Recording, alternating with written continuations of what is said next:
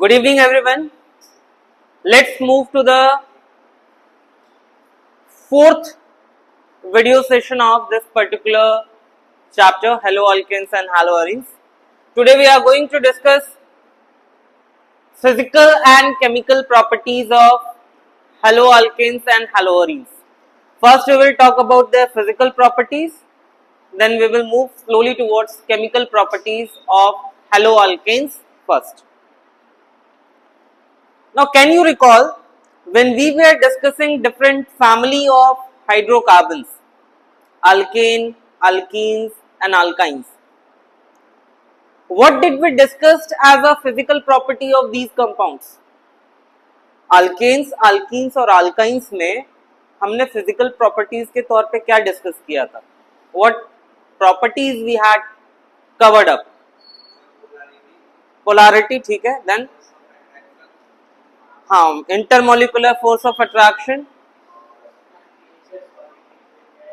yeah, nature of existence as solid, liquid or gas, then boiling point, melting point, density, solubility, right? Here we will talk mainly about the existence of these compounds at the room temperature, whether as solid, liquid or gas. Then we will be talking about boiling point of the haloalkanes, boiling point of haloalkanes, boiling point of haloarenes, melting point. Then we will talk a little bit about their density also, and finally about the solubility. Now let us consider haloalkanes first as derivative of alkanes. Alkane की derivative के form में देखते हैं. जैसे suppose मैं यहाँ पे alkane का फॉर्मूला लिखता हूँ CH4 और यहाँ इसके डेरिवेटिव लिखता हूँ CH3X, यहाँ लिखता हूँ C2H6 इथेन और यहाँ लिखता हूँ C2H5X and so on. Please, what I am trying to show, I am trying to show here that the alkyl halides are derived from alkanes. ये haloalkanes किससे derive हुए हैं? Alkanes से derive हुए. Now if you consider alkanes, alkanes में we have non-polar covalent bonds. Alkane में what is the nature of covalent bond? Non-polar. Alkanes कैसे compound होते हैं? Non-polar compounds होते हैं. And the only kind of force of attraction between molecules they have is as dispersion or the London force. किस तरह का force होता है? Very weak van der Waals forces are present between the molecules of alkane. Alkane molecules के बीच बहुत ही weak van der Waals forces होते हैं, right? But when haloalkanes are formed from these compounds, from alkanes, what is the nature of bonding in haloalkane? Haloalkane में किस तरह का covalent bond है? Polar या non polar? Polar covalent bond. अच्छा, क्या सारे के सारे कोवेलेंट बॉन्ड इसके पोलर हैं? नहीं, one or more may be polar covalent bond, right? So here they will have the intermolecular force of attraction cumulative of van der Waals forces as dispersion or London force and also dipole forces. जहां पे polar covalent bond है वहां पे dipole movement तो create हो रहे हैं, तो मॉलिक्यूल्स के बीच डाइपोल फोर्स तो होगा ही, और डाइपोल फोर्स के अलावा they will also be having very weak van der Waals force that is dispersion और लंदन फोर्स. तो यहाँ पे जो resulting force of attraction between molecules है वो है cumulative of van der Waals force and dipole forces. Fine. तो ये force of attraction corresponding alkane से ज्यादा होगा ना. Their force, intermolecular force of attraction will be more than that of alkenes. जैसे हेलोमीथेन में force of attraction will be more than in between methane molecules. हेलोमीथेन में इनके मॉलिक्यूल्स के बीच जो फोर्स ऑफ अट्रैक्शन होगा वो मीथेन के फोर्स ऑफ अट्रैक्शन से ज्यादा होगा। क्यों ज्यादा होगा? क्योंकि भाई यहाँ पे दो दो फोर्सेस लग रहे हैं। कौन कौन से? Dipole dipole forces and dispersion या London forces, right?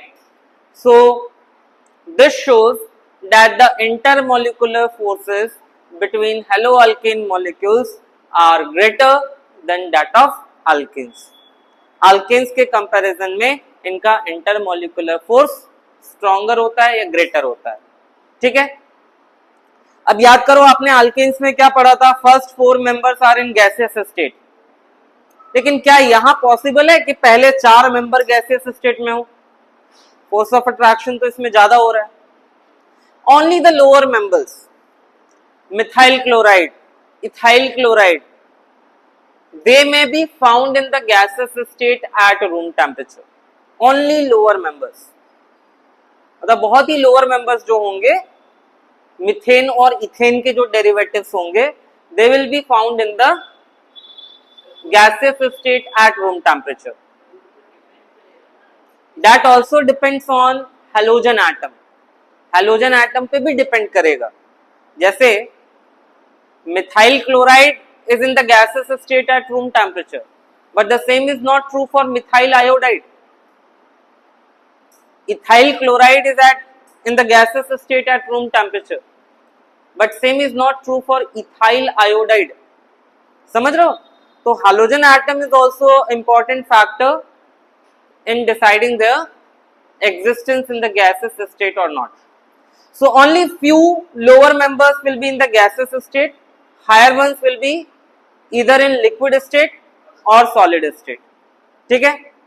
When we see the boiling point, it is very clear boiling point of alkyl halides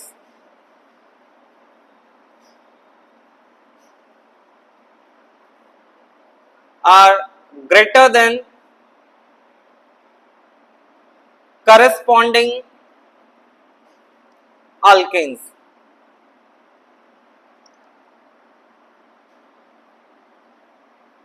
इसका मतलब समझ रहे हो? Boiling point of alkyl halide are greater than corresponding alkanes. मतलब methyl chloride का boiling point methane से ज्यादा होगा, इथाइल हैलाइड का बॉइलिंग पॉइंट इससे ज्यादा होगा, right? Then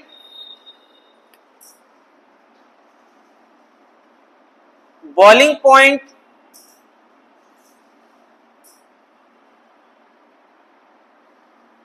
of alkyl halides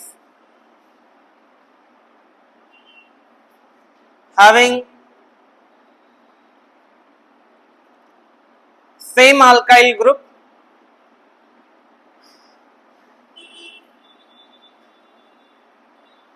follows the order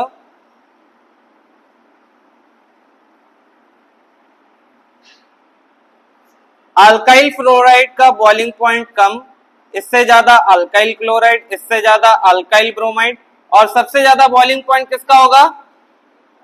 alkyl iodide. जैसे सपोज आपके पास मिथाइल फ्लोराइड है, मिथाइल क्लोराइड है, मिथाइल ब्रोमाइड है और मिथाइल आयोडाइड है। तो out of methyl fluoride, methyl chloride, methyl bromide and methyl iodide boiling point सबसे कम किसका? मिथाइल फ्लोराइड का, उससे ज्यादा मिथाइल क्लोराइड, उससे भी ज्यादा मिथाइल ब्रोमाइड और सबसे ज्यादा मिथाइल आयोडाइड। ऐसा क्यों होगा? It actually depends upon the size of the halogen atom. ये हेलोजन एटम के साइज पे डिपेंड करेगा। जैसे जैसे size of halogen atom increase होगी उनका मॉलिक्यूलर मास भी बढ़ता जाएगा, अल्काइल हैलाइड्स का मॉलिक्यूलर मास बढ़ता जाएगा and their van der Waals forces will increase. Size बढ़ा तो मॉलिक्यूलर मास ज्यादा, मॉलिक्यूलर मास ज्यादा और साइज ज्यादा तो सरफेस एरिया ज्यादा, और सरफेस एरिया ज्यादा तो वंडर वाल फोर्सेस ज्यादा। That is why this particular order is seen. Getting it? Also boiling point of alkyl halides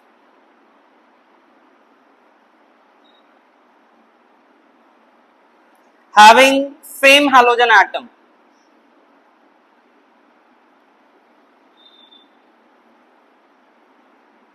follows the order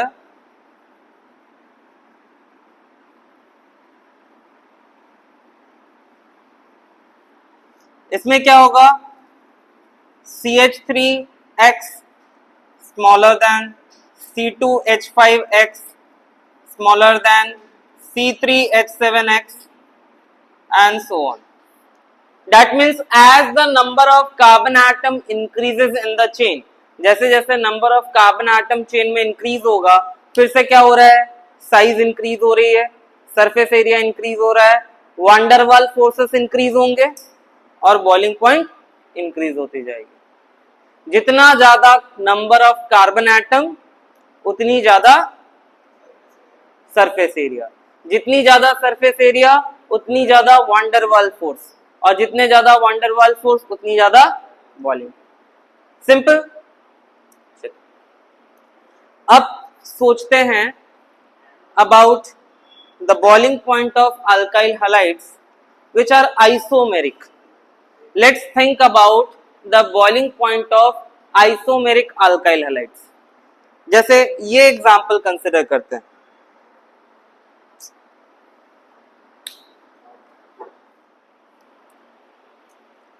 among isomeric alkyl halides let us talk about isomeric alkyl halides the boiling point decreases with increase in branching ये same हमने alkanes में भी पढ़ा है alkenes में भी पढ़ा है अल्काइंस में भी पढ़ा है so in case of isomeric alkyl halides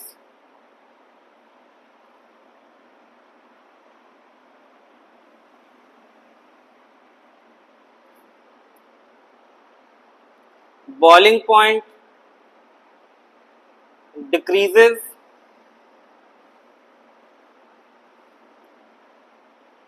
with increase in branching.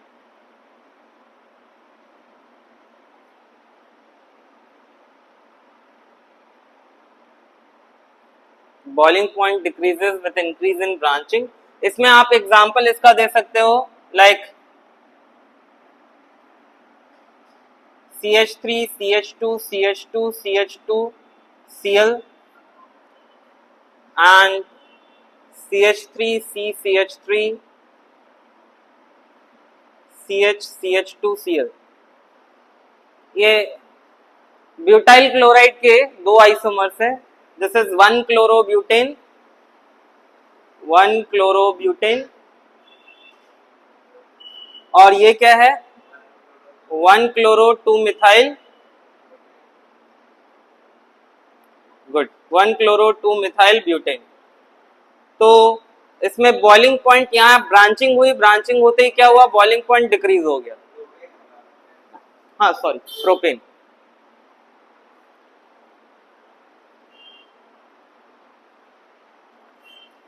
So branching होने पे ऐसा क्या होता है ये क्वेश्चन सीबीएसई में आता है पूछा जाता है लाइक कैसे क्वेश्चन पूछा जाएगा आपको अप्लाइड क्वेश्चन पूछेंगे इस पे you will be given few isomeric alkyl halides and you will be asked to arrange them in increasing or decreasing order of boiling point और वहां पर रीजन भी बताना होगा तो रीजन आप क्या लिखोगे that with increase in branching molecule takes spherical shape branching होने पे मॉलिक्यूल कैसा होता जाता है स्फेरिकल इन शेप तो स्फेरिकल शेप होने की वजह से क्या होगा सरफेस एरिया कम हो जाएगा and surface area decreases so van der Waals force decrease इसीलिए बॉइलिंग पॉइंट डिक्रीज होगा सिंपल चलिए we have discussed boiling point of haloalkanes the trends in that one additional point regarding it that considering the alkyl halides where number of halogen atom increase there also with increase in number of halogen atom each time the boiling point will increase. जैसे जैसे number of halogen increase होगा वैसे वैसे boiling point भी increase होगी. ऐसा क्यों होगा? Because with the increase in number of halogen atom surface area increase, van der Waals forces increases and the boiling point will increase. For haloarenes or for the aryl halides, you will find that the isomeric aryl halides have boiling point nearly the same. जैसे यहाँ पे 3 isomeric aryl halide है, ortho dichlorobenzene, Meta dichlorobenzene, para dichlorobenzene.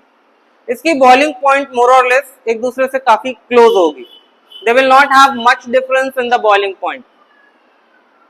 But this melting point, if you consider, the melting point of para-dichlorobenzene is the highest among all these 3 isomers. And why the melting point of this para-dichlorobenzene is highest? Because of its symmetry. Symmetrical होने की वजह से ये crystal lattice में बहुत अच्छे से fit हो जाता है as compared to this two. ये crystal lattice में अच्छे से फिट हो जाएगा. crystal lattice में अच्छे से फिट होगा तो पैकिंग इसकी बहुत क्लोज होगी. close packing result into higher intermolecular force, और intermolecular force ज्यादा तो melting point increase. इन दोनों में melting point मेटा डाइक्लोरोबेंजीन का. हाँ, कुछ ऐसा स्पेसिफिक रीजन नहीं है इसका. इनका रिजल्टेंट डाइपोल मोमेंट ले सकते हो. इसमें एंगल जो डाइपोल मोमेंट का है वो लेस है, यहाँ पे एंगल डाइपोल मोमेंट का ज्यादा है, तो वेक्टर सम लोगे तो इसका डाइपोल मोमेंट ज्यादा आएगा. अच्छा, ये जो मैंने यहाँ पे 2 से 3 बार रिपीट किया, fits into crystal lattice better. ये क्रिस्टल लैटिस आपको समझ में आता है क्या है? क्रिस्टल लैटिस का मतलब हुआ एन ऑर्डर्ड अरेंजमेंट इन 3 डायमेंशनल स्पेस. इस पूरे स्पेस में एक स्पेसिफिक ऑर्डर में जब अरेंजमेंट हो तो उसको हम क्रिस्टल लैटिस कहते हैं. Like suppose if we have this kind of arrangement in the rows, then above this or below this we have another layer. आप देख रहे हो कितना ऑर्डर्ड अरेंजमेंट है ये, नहीं? यहाँ पे आप देखो मॉलिक्यूल्स एक दूसरे से एकदम अलाइंड हो रहे हैं, तो इस तरह के अरेंजमेंट क्या फॉर्म करते हैं? Crystal lattice. उसी क्रिस्टल लैटिस की बात मैंने यहाँ पे की. Earlier we used to have one chapter in our physical chemistry जिसका नाम था solid state. उसमें आपको crystalline solids और crystal lattice के बारे में पढ़ना था. But unfortunately such a nice chapter has been removed from the syllabus and now आपको ये crystal lattice के लिए इतना थोड़ा बहुत आइडिया मैंने दे दिया. Okay? So after understanding boiling point and melting point in the physical properties, let's understand about density. Density के बारे में समझते हैं. So density of alkyl halides are greater than that of water. इसकी density जो है वो water से ज्यादा है. Alkyl and aryl halides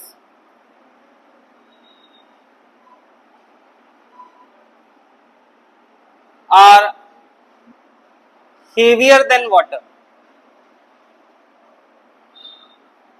water से ये हेवी होता है.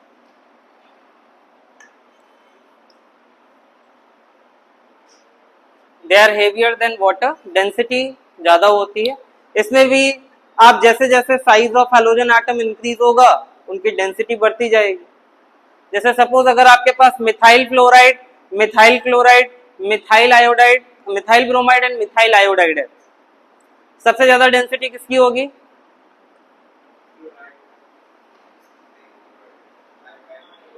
Methyl iodide. Methyl fluoride, methyl chloride, methyl bromide और मिथाइल आयोडाइड, डेंसिटी सबसे ज्यादा आयोडाइड की, मिथाइल आयोडाइड की, राइट? हाँ, size of halogen atom is bigger. Okay, तो डेंसिटी में कुछ बहुत ज्यादा नहीं है, बस यही छोटा सा पॉइंट है ना? वाटर से हेवियर होते हैं, डेंसिटी ज्यादा होती है. and with increase in number of halogen or with increase in size of halogen, density increases. With increase in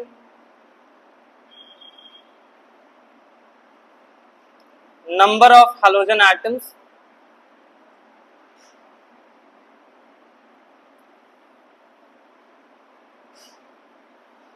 or size of halogen atom,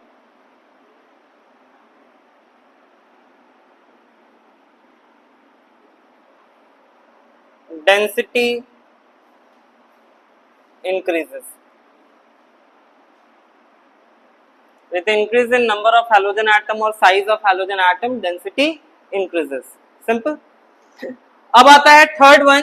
again इस पे बेस्ड क्वेश्चन पूछा जाता है सीबीएसई में, बहुत इंपॉर्टेंट है और ये क्वेश्चन इससे रिलेटेड बार बार पूछा गया है, पास्ट ईयर क्वेश्चन में पॉपुलर है. क्वेश्चन ये पूछा जाता है regarding solubility that are aryl halides soluble in water. Why are aryl halides or alkyl chlorides soluble in water and why? So they are not soluble in water.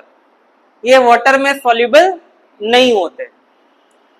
Alkyl and aryl halides या haloalkanes and haloarenes are insoluble in water. Water में insoluble हैं. क्यों water में insoluble हैं? Water में इसलिए insoluble हैं because on adding these compounds to water, the energy there is not sufficient to break hydrogen bonds present between water molecules and form their own hydrogen bonds with water. जब हम haloalkanes और haloarenes को water में add करते हैं तो इतनी energy available नहीं होती, इतनी energy release नहीं होती कि water molecule के बीच present hydrogen bond break हो पाए और ये हेलो अल्केन्स और हेलो एरीन्स वाटर के साथ नए हाइड्रोजन बॉन्ड बना पाए. क्योंकि वो हाइड्रोजन बॉन्ड वाटर मॉलिक्यूल के साथ नहीं बना पाते, इसीलिए they are not soluble in water. याद रहेगा. चलिए, सो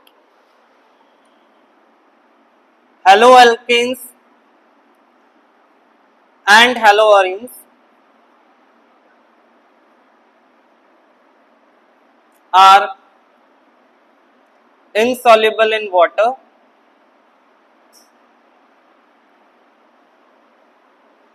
as they are not able to form hydrogen bond with water molecules.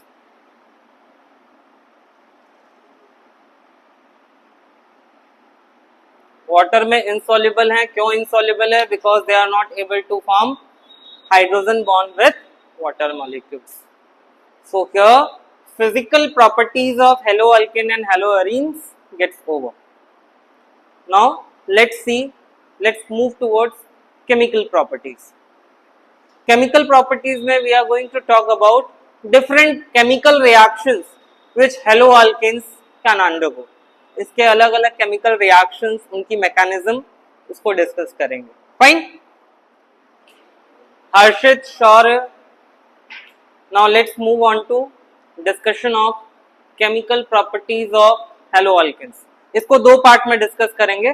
First we will take chemical properties of haloalkanes, that means reactions of haloalkanes, and then we will see reactions of हेलोअरेन्स.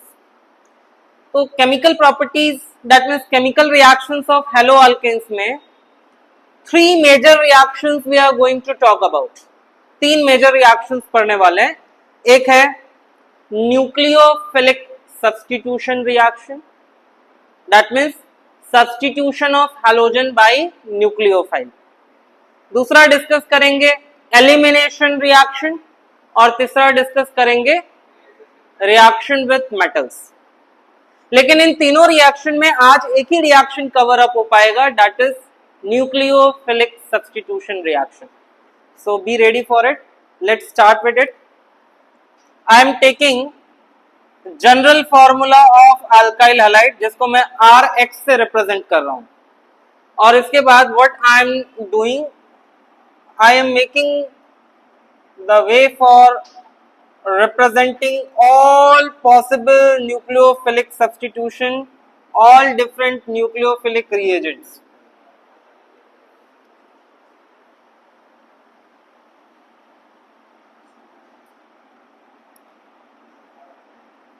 So the first nucleophilic reagent I am choosing is sodium hydroxide or potassium hydroxide, aqueous NaOH और KOH. तो aqueous NaOH और KOH से पता है nucleophile क्या मिलता है? OH minus. The nucleophile obtained is OH minus. So आप सोचिए अगर न्यूक्लियोफाइल OH माइनस होगा तो halogen will be replaced by OH. क्या बनेगा ये?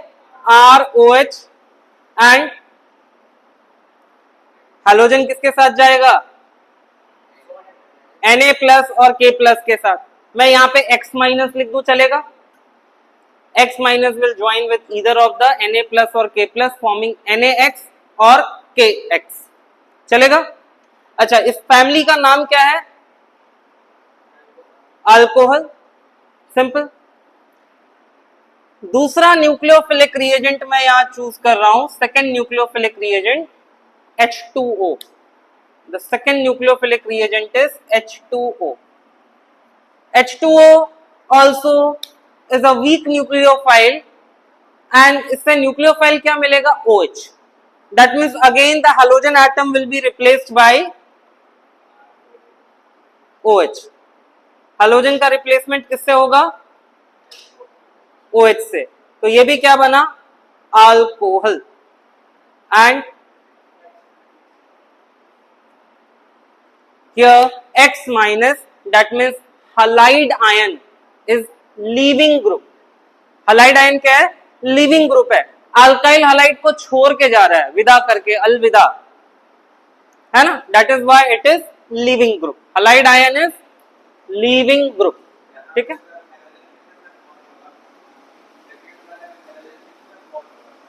सेकेंड वाले में हैलोजन का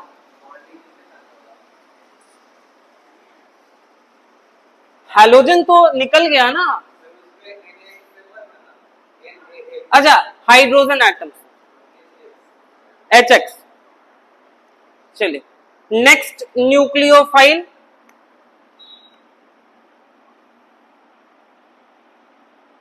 next nucleophile I am taking sodium alkoxide NaOR.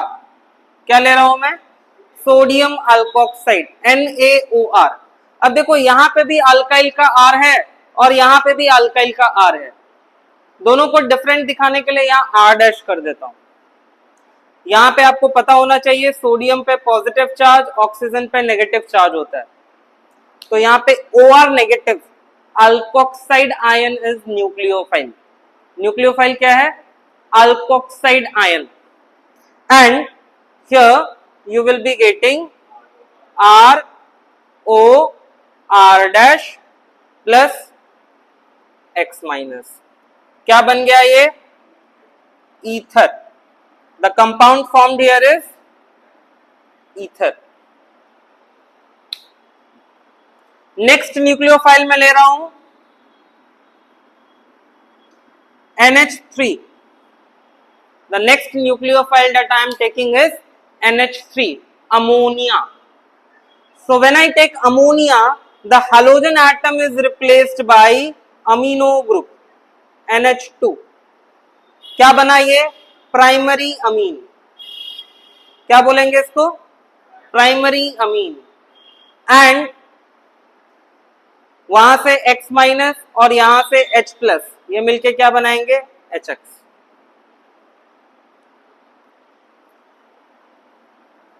Next, ये जो आपको प्राइमरी अमीन मिला ना, this primary amine can still act as a nucleophile. अभी भी नाइट्रोजन पे लोन पेयर इलेक्ट्रॉन प्रेजेंट है, तो ये अभी भी न्यूक्लियोफाइल की तरह एक्ट कर सकता है. तो क्या करेंगे? R dash NH2 let's take this as the nucleophilic reagent. So product will be, ये R तो रहेगा ही, इसके साथ NHR डैश, ये जो कंपाउंड फॉर्म हुआ इसको हम कहेंगे secondary amine.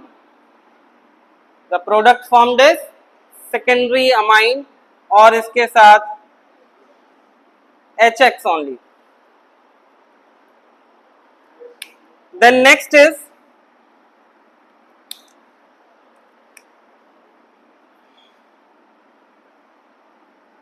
Next nucleophilic reagent लेते हैं. अच्छा, ये जो सेकेंडरी अमीन मिल रहा है इसमें भी तो नाइट्रोजन पे लोन पेयर इलेक्ट्रॉन प्रेजेंट है, तो क्या ये न्यूक्लियोफाइल की तरह एक्ट नहीं कर सकता? कर सकता है ना. तो इसमें आपको प्रोडक्ट क्या मिलेगा? Product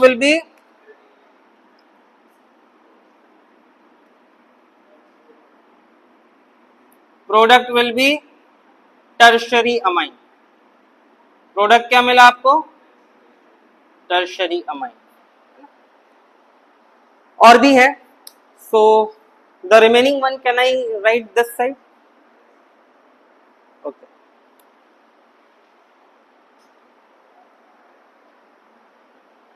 again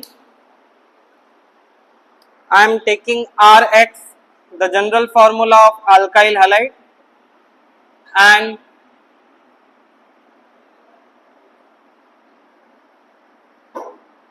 different possibilities we will see.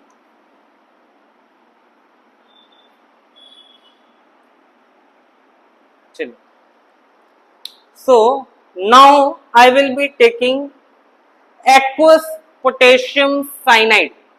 अब क्या ले रहा हूं मैं? aqueous potassium cyanide KCN. On taking aqueous potassium cyanide, यहां से क्या मिलेगा? Cn minus cyanide ion and X will be replaced by Cn. तो प्रोडक्ट क्या फॉर्म हुआ? प्रोडक्ट क्या फॉर्म हुआ? RCN और इसके साथ X minus is the leaving group. इसको हम क्या कहेंगे? Alkane nitrile. प्रोडक्ट क्या बना? Alkane nitrile. अब देखो बहुत इंटरेस्टिंग पार्ट आ रहा है. Such an interesting part which have been repeatedly asked in board examination. बार बार पूछा गया है, इसके लिए आप ध्यान देना और एकदम रेडी रहना. Now in place of potassium cyanide I am taking AgCN, silver cyanide. क्या ले रहा हूं मैं यहां पे? Silver cyanide. सिल्वर साइनाइड लेने पे अब जो आपको न्यूक्लियोफाइल मिलता है वो फिर से Cn माइनस मिल रहा है. The nucleophile is Cn minus, but the difference is that this time the nucleophile Cn minus will make bonding with carbon of alkyl group through nitrogen atom. इस बार बॉन्डिंग किसके through होगी? Nitrogen atom के through होगी. ये बना alkane आइसोनाइट्राइल या alkyl isocyanide. This is alkyl isocyanide और यहां पे सिल्वर हलाइड. ठीक है. तो 2 मिनट जरा पॉज करके ये वाला पार्ट हम यूटिलाइज करते हैं इसको समझने के लिए. KCN and AgCN. KCN में क्या होता है? KCN in the aqueous solution it gives aqueous K plus and aqueous Cn minus. अब Cn माइनस का स्ट्रक्चर मैं बताता हूं कैसा होता है. This is Cn minus. ये Cn माइनस है. Carbon atom is having the negative charge present on it, electron pair available and it can take part in the bonding. ये बॉन्डिंग में पार्टिसिपेट कर सकता है. मतलब hydrogen atom will be replaced by this group where the bond formation will be through the carbon atom only. Bonding किससे होगा? Carbon atom से. लेकिन यहां AgCN में क्या होता है? AgCN में सिल्वर और कार्बन के बीच में जो बॉन्ड है ना, ये आयोनिक बॉन्ड नहीं है, ये कैसा बॉन्ड है? कोवेलेंट।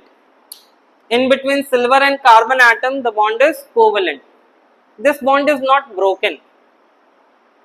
तो एक्चुअली यहां पे कार्बन एटम बॉन्ड फॉर्मेशन के लिए फ्री नहीं है, the carbon atom is not free to form bond with carbon of alkyl group. हाँ, लेकिन यहां अभी भी नाइट्रोजन एटम के पास लोन पेयर इलेक्ट्रॉन है, इस लोन पेयर इलेक्ट्रॉन के हेल्प से it can form bond with carbon of alkyl group. इसीलिए यहां जब रिप्लेसमेंट हुआ तो आपको बॉन्ड फॉर्मेशन किससे हुआ? नाइट्रोजन एटम से। प्रोडक्ट क्या बना? Alkyl isocyanide. तो ये जो न्यूक्लियोफिलिक रिएजेंट्स हैं जिनमें एक से ज्यादा न्यूक्लियोफिलिक सेंटर है, ये कार्बन एटम और नाइट्रोजन एटम क्या है? इसके न्यूक्लियोफिलिक सेंटर। न्यूक्लियोफिलिक सेंटर का मतलब हुआ that particular atom which is ready to give its electron pair, वो स्पेसिफिक एटम जो इलेक्ट्रॉन पेयर डोनेट करने को रेडी हो, उतारू हो, वो क्या हुआ? Nucleophilic centre. And this has more than one nucleophilic centre. ऐसे न्यूक्लियोफिलिक स्पीसीज को हम एम्बिडेंट न्यूक्लियोफाइल कहते हैं। क्या कहा जाता है इनको? Ambient nucleophile. अगर एम्बिडेंट न्यूक्लियोफाइल को डिफाइन करना हो प्रॉपर तो कैसे डिफाइन करेंगे? Nucleophiles which has two or more nucleophilic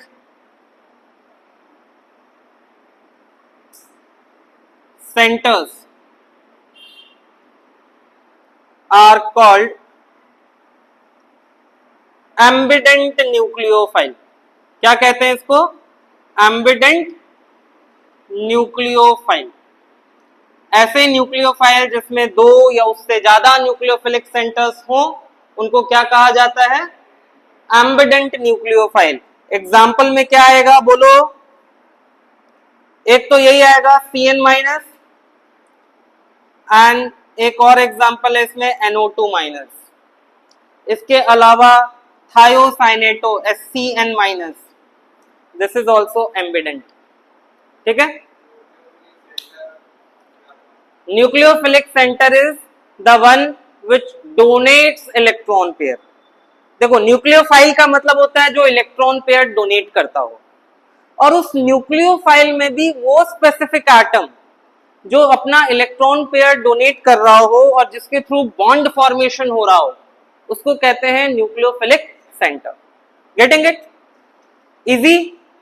चलिए ये याद रखिएगा। इससे रिलेटेड एक खास बात और बता दूं, इनऑर्गेनिक केमिस्ट्री में एक चैप्टर आपको आएगा कोऑर्डिनेशन कंपाउंड्स, जिसमें आप एम्बिडेंट न्यूक्लियोफाइल की जगह पे एम्बीडेंटेट लिगैंड पढ़ोगे। In place of ambient nucleophile क्या पढ़ने को आएगा? Ambidentate ligand.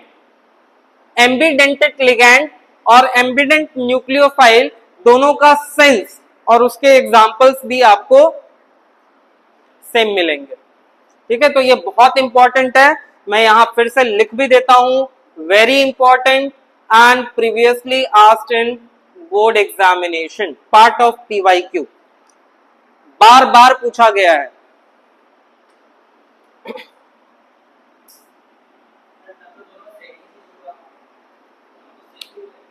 हाँ, सेम ही हुआ। ऑर्गेनिक केमिस्ट्री में एम्बिडेंट न्यूक्लियोफाइल कह रहे हैं और इनऑर्गेनिक में न्यूक्लियोफाइल ना बोल के उसको लिगैंड बोला जा रहा है। हाँ, चलिए, now here we are taking potassium nitrite KNO2। के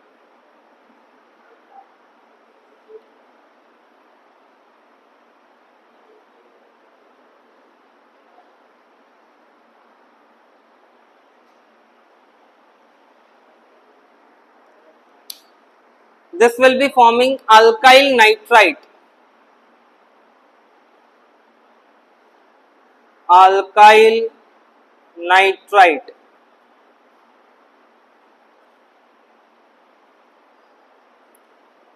and taking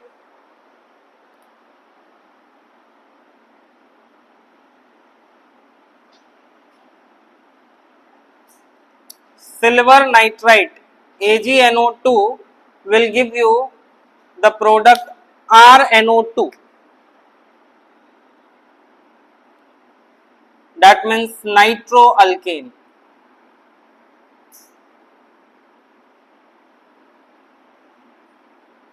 ये भी किसका एग्जाम्पल है? आप देखिए बोथ हैविंग NO2 माइनस, दोनों से न्यूक्लियोफाइल क्या मिलता है? NO2 minus, nitrite ion. लेकिन डिफरेंस क्या है? यहाँ पे न्यूक्लियोफिलिक सेंटर ऑक्सीजन एटम है और यहाँ पे न्यूक्लियोफिलिक सेंटर नाइट्रोजन। क्या हुआ? ये example of ambient nucleophile having two nucleophilic centers, that is why it is ambident nucleophile. Next देखते हैं, we can have nucleophile sodium iodide, Finkelstein reaction में देखा हुआ है ये, तो halogen will be replaced by iodine. Finkelstein reaction का ये है, याद आ रहा है? सोडियम आयोडाइड यूज किया था ना, तो ये आपका न्यूक्लियोफिलिक रिएक्शन ही था, nucleophilic substitution. Iodide ion is the nucleophile. Nucleophile क्या है यहाँ पे? I माइनस, जो कि X को रिप्लेस कर रहा है। नेक्स्ट है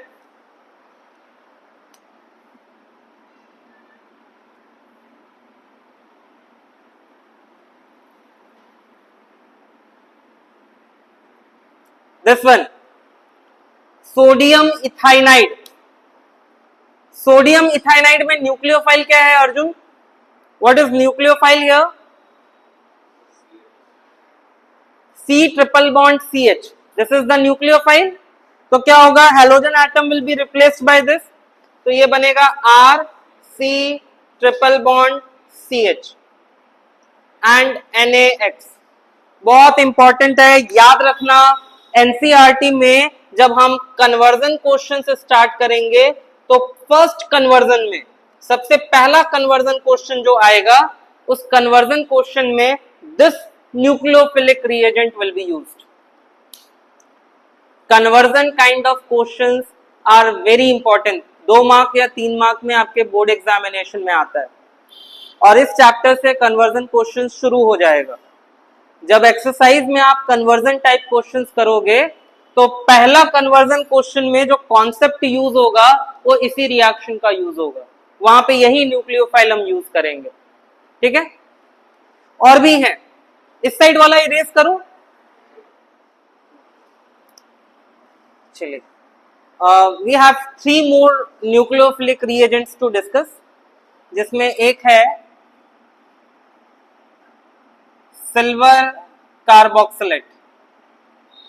तो सिल्वर कार्बोक्सिलेट में what you can see, tell me, the nucleophile is RCOO minus, so halogen atom will be replaced, ये बनेगा R, उसके बाद OOCR। यहां चलो R डैश कर देता हूं तो ये R डैश हो जाएगा। ये जो आपका कंपाउंड फॉर्म हुआ, दिस इज कॉल्ड एस्टर। क्या बोलेंगे इसको? एस्टर। एंड एस्टर के साथ क्या बना? Silver halide. इसकी जगह पे you can also take organometallic compound. Organometallic compound ले सकते हो। ऑर्गेनोमेटालिक कंपाउंड में alkyl group of carbon atom will have a negative charge and metal atom will have a positive charge. So when halogen is replaced by this alkyl group, क्या बनेगा? alkane। alkane is formed as product और साथ में बनेगा MX। और एक last reagent है lithium aluminium hydride, LiAlH4। इससे हाइड्राइड आयन मिलता है H माइनस। कौन सा न्यूक्लियोफाइल मिलता है? H minus, hydride ion. So halogen will be replaced by hydrogen atom, giving alkane as the product, और इसको X माइनस ही लिखता हूं क्योंकि यहाँ पे बाई प्रोडक्ट्स जो है वो और भी फॉर्म होंगे, तो no need of writing all byproducts. आपको मेन जो ऑर्गेनिक कंपाउंड की फैमिली मिल रही है बाय दिस न्यूक्लियोफिलिक सब्स्टिट्यूशन वो याद रखना है, ठीक है। So that's all for today. Now throughout this week we have covered important topics starting from classification of haloalkanes and haloarenes, then the preparation of haloalkanes and haloarenes, their physical properties, and now at present we are on chemical properties of haloalkanes. We have discussed nucleophilic substitution reaction of haloalkanes. कौन सा reaction हमने discuss किया है? Nucleophilic substitution reaction. This particular concept is very important in the board examination. 100% you are going to have question from this concept. ये जितने भी आपने nucleophilic substitution पढ़े हैं इसमें से एक ना एक क्वेश्चन तो डेफिनेटली आपके एग्जामिनेशन में रहेगा। अब वो सेट ए में रहेगा, सेट बी में रहेगा या सेट सी में रहेगा, that is your luck. Fine. So I hope you all are watching these videos, it is benefiting you. Keep solving your NCERT in text question and NCERT exercises, and wherever you face difficulty in the concept you can share that in the comment section. Bye, take care.